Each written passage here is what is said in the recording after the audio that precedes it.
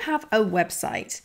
If not, stop what you're doing, go and listen to episode number 45, which was where I spoke to Ray from Worcester Web Studio all about websites. And to be honest, I do witter on quite a lot about that. There's also one about the Facebook and Instagram crash, number 42, that also talks about websites. But as we move through this podcast, I'm going to assume that you've got your own website. And now I'm going to hopefully help you to promote your website better. Because to me, having a website is really key. It's the hub of what I do, even though I obviously post a lot on social media. I do podcasts like this one. I do video. I do lots of different things. The reason that I am on all those platforms is to market what I do in one way or another. And that then, if people want more information or there's more depth of content, is on my website. But in order to allow people to get to know about my website, in order to drive people to my website, I need to tell them about my website. And that's one way that we can use social media. When people go, well, I've got a website, or people go, well, I've got social media. But please consider having the two. It's really, really important. If you want to have a sustainable long-term business, you've got to have the two. I really, really believe that. But the good thing is that they can work beautifully together. They can support each other. It's not an either or decision. You can use them both to promote what you do. And it's a really, really important thing to do that as well. So I've got a few different ways to help you promote your website, to help people find it, to get traffic to it, to allow people to get to know you better, to get to know you more in depth, and get to know you kind of natively. Because when we are posting on other platforms, we obviously have to very much go with the format. So if you're in Twitter, 280 characters, that's it. But if you're like me, you use more than 280 characters when you are talking to people or you're explaining what you do. Obviously, the captions on Facebook and Instagram are much, much longer. But obviously, in order to get that exposure that you want, equally, you need to fit in with that criteria and, hashtags for Instagram, for example, which in normal writing you wouldn't use. So it's important. It's a really good thing as well because it's native, it's in your format. And I think people can get a real feel for what you're about, not just in terms of the words that you use and the copy that you share on your website, but also in the design, the colours, the feel, the language, all sorts. I know if you look at lots of different websites, you get a really strong vibe about the company the second you go and visit them. A picture paints 1,000 words and all that. And I'd say a website, even just from the aesthetic, can paint a lot more than that. So when you go and have a look at different people's websites, it's really important, I think, to think about the first impression you get from looking at what they do. What can you gain from that first page above the fold? What can you see about them? And if you think about, say, a few different ones, so I'm going to just say Hi Ho Silver, instantly it's kind of luxury, it's purple, I think it's really obvious the kind of tone and feel of the company very, very early on when you look at their website. And I think that that's the same with a lot of websites. Jules, for example, when you click on the Jules website, you get a real feel for what they're doing. You get the kind of fun countryside outdoor vibe very quickly. And whilst you might get that on social, it's a snapshot. So it is a product on their social or a piece of user-generated content. And that's fine. That's really good. But if you can put it on your website, it just has a lot more context around it. So the first way that you can promote your website is obviously through social media. Now, with Facebook, you can obviously include the link to either a blog or a product or something like that in your caption. And with Twitter, you can do the same. With Instagram, you can't.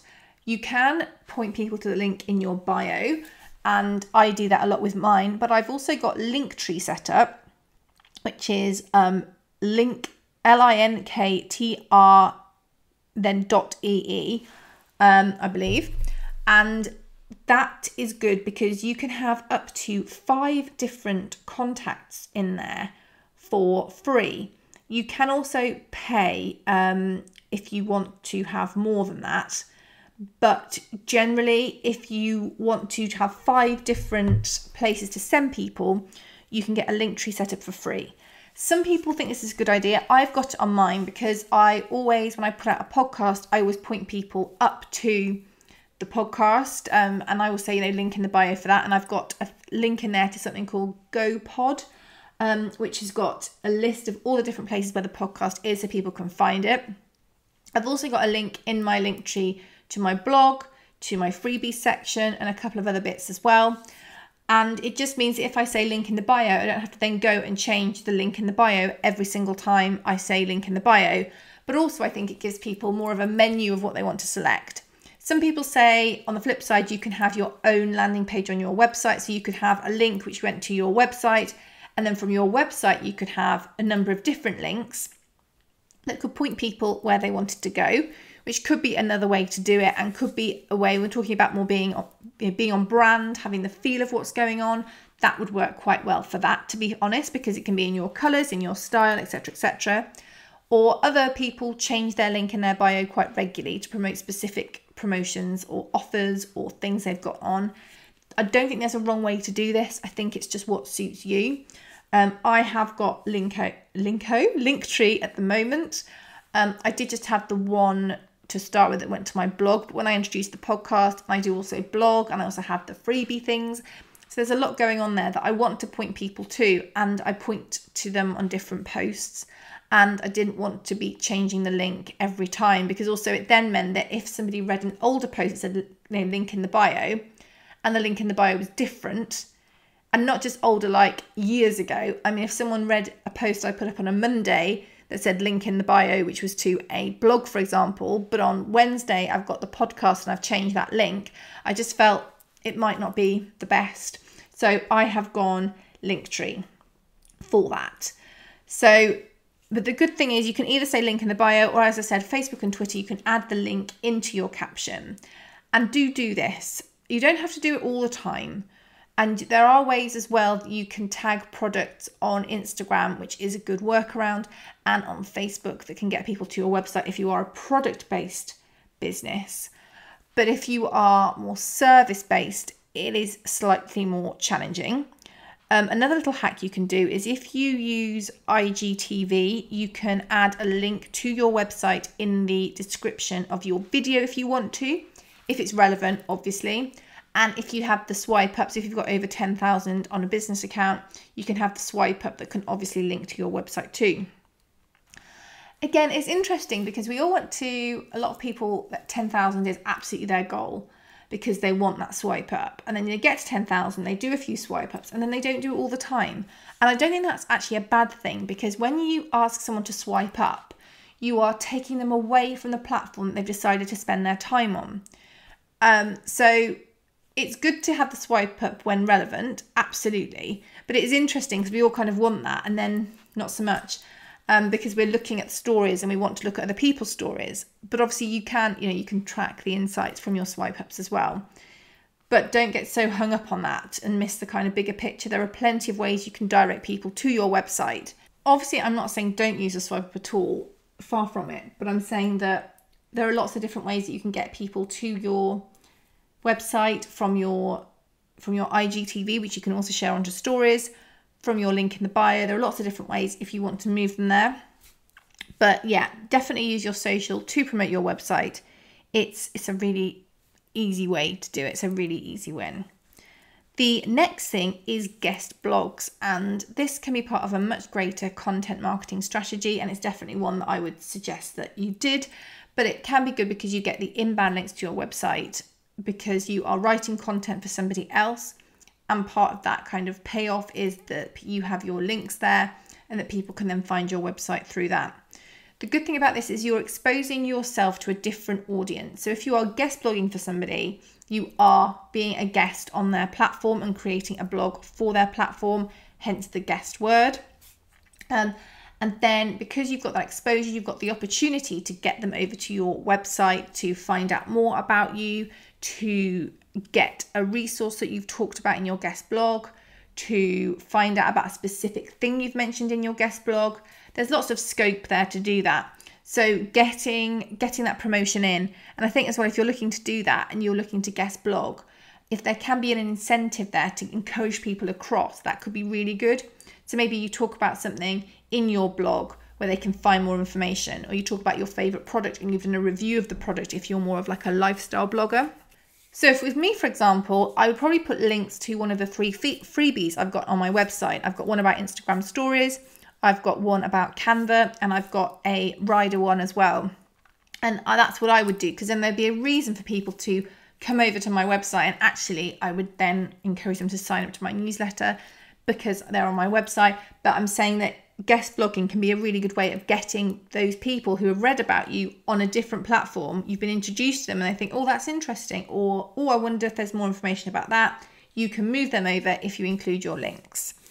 It can also be quite good for your SEO as a side benefit to get those good quality inbound links.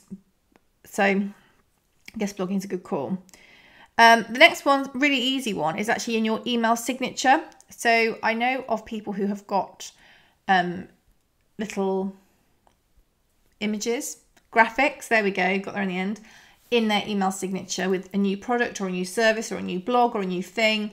And they would then link to a website, or you can just have a live link in there, a hyperlink in there that can say something like, you know, find out about my latest blog post, or if you've got a really high performing blog post, or if you're an award-winning website or whatever, you can add that into your signature, into your email signature that will go on every email that you send. And you can maybe pull out a specific aspect of what they might find on your website or what you might do there. And that could encourage them across to find out more. I'm not sure how high the conversion is on that, but it's space that is really not used for a whole lot. And if there's something particularly exciting, and if you've got the graphic there, which will attract people more to it, if you put a bit of time in, gone to good old Canva and designed a little graphic that is quite eye-catching, you're more likely to get a higher conversion there than if you just put a simple hyperlink. But on the flip side, it make it work for you. And I think it's something to experiment on as well. If you want to encourage those people to come and find out more about you on your website and to drive that traffic over there, that would be a really good place to do it.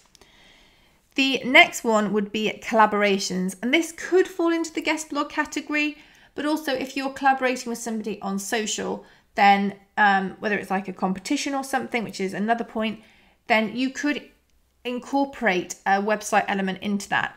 So if you're running a collaboration with anybody really, maybe you would write a blog post on your website about the collaboration that you are working with, you are running, and that would be a way to encourage the traffic, and could be something that they could also promote on their social if it's about them, even though the blog is on your website or the content is on your website. And if you're doing a competition, although a lot of competitions focus around social, you could either have it so people need to find out some information from your website in order to come back to social to enter, or you don't have to run your competition purely on social. You could have it so in order to enter, people need to register or do something on your website. Obviously, make sure it's GDPR compliant. That goes without saying. But you could encourage them from social to sign up to a newsletter list essentially about the competition, or at least complete a competition form on your website that would allow them to enter. Obviously the mailing list thing, you need to make sure you are playing correctly for that, but you know what I mean. You can encourage them over to sign up to your website or to get involved in your website, whether it's just a straightforward form or whether it is more of a longer term part of your marketing strategy. You can encourage them over. And again, there's nothing wrong with that. It's just what you want to get from a competition. But I would say, and I've seen people do this the other way, and it always really bugs me, like pick a side on this. So if your competition, you want to get people to your website, have that as your focus. So have it so the competition form is on your website.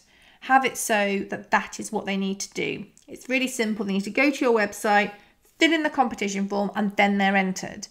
Or even if it's they go to your website, find some information, come back and comment, fine. But what really bugs the heck out of me is when I see these competitions on social and people have to jump through so many hoops. I have seen things before now and I've looked and gone, oh yeah, I'd like to win that, because we all think that.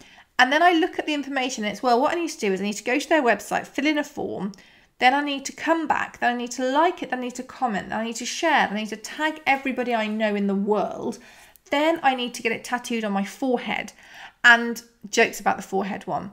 But you know what I mean? Make it really simple. And I know we talked about this in a previous episode as well, about running competitions on social media.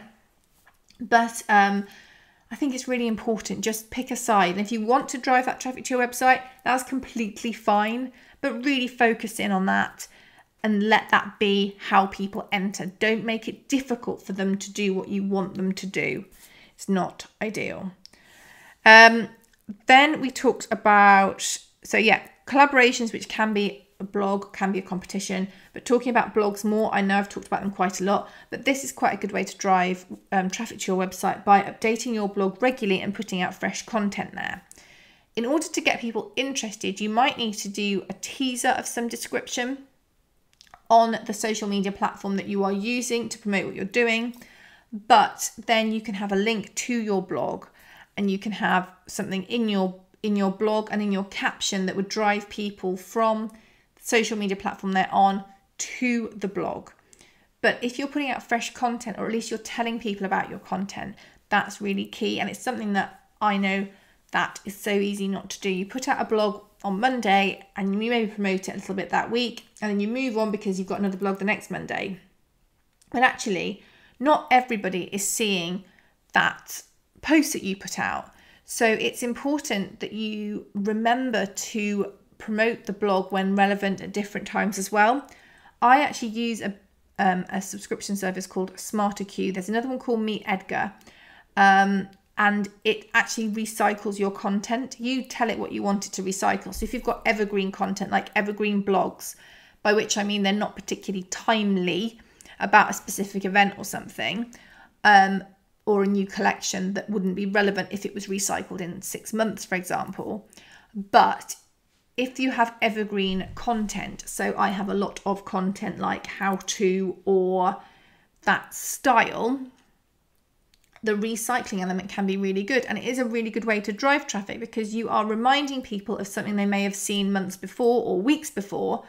But also what you're doing is people who haven't seen it because of the way that the algorithm works, or maybe they weren't even online at that time, or they weren't following you that time, or whatever, you're allowing them to get the chance to see it again. And I've been quite interested actually to look and see that when posts are recycled, the engagement on them doesn't actually drop off that much. It's not always as good as the very first one, but the next few, they don't have the drop off you'd expect, which I think proves really that not everyone sees our content all the time. And more than that, even if they have done, it's not bad. I mean, I wouldn't recycle it every single day for a year, because that would be boring. But you can get stuff in a rotation, and that can allow you to get those all-important eyeballs on and get them to your website. Also, I think we put a lot of energy and time into creating this content, and then we promote it once and move on. And we don't have to. If it's evergreen stuff, we can keep promoting it. If we, and you don't have to use a system. I do, but you could use just general scheduling software and look at your blogs and go, actually, yeah, I'm going to put those in, and have a kind of file or a reminder to pull out a classic blog. Have it as a throwback Thursday if you want. But, you can do it like that. I just like the fact that it's cycling away in the background, and I can tell it when I want it to post some older content that I know is still evergreen and valuable. But you don't have to use SmarterQ or Meet Edgar. They're just two possible options for you there. So there are a few ways to promote your website there. By promoting your website as well, you are improving the chance of people getting to see it. You're improving the opportunity for people to work with you because you're getting yourself out there, and you're just upping your chances of everything that you want. I know that some people have got some incredibly strong social media platforms, and I really get that, and I really, really respect that. But from my point of view, if somebody doesn't have a website, I instantly don't think they're quite as legit as somebody that does, which is silly, but your website is very much your shop front and it's a thing that you own and it ticks all those boxes. And if you don't have that, it's not so good. And more than that, if you don't promote it, you're doing yourself a disservice, because you've obviously put time and energy and everything else into your website and getting it to look how you want. And then if you're not promoting it in any way, you're really missing an opportunity there. And I do know how icky and weird self-promotion can feel, but I think it is something that you feel is giving value. So when we're talking about the blogs and the content that way, that's a massive way to give value to your audience. So if you can perhaps reframe it a little bit and think of it as that, and the opportunities you have to really promote things that would help your audience, it might help you feel a little bit better about how to promote your website. But I hope there's been some tips there that you can apply and you can use. If you've listened to this episode, please do screenshot and share on your stories and tag me. I love seeing who's listening, where they're listening, and all of the above. And I'll catch up with you very, very soon. Don't forget as well that there is always the free Small and Supercharged class Facebook group. You're very welcome to join to learn a little bit more and to network. And you might even find somebody you can guest blog for in there. Who knows? So take care and we'll catch up next week. I hope you have a brilliant week, and don't forget to pop over and see us in the Small and Supercharged Facebook group. Just search it, fill in the questions, and you can come on in and join us.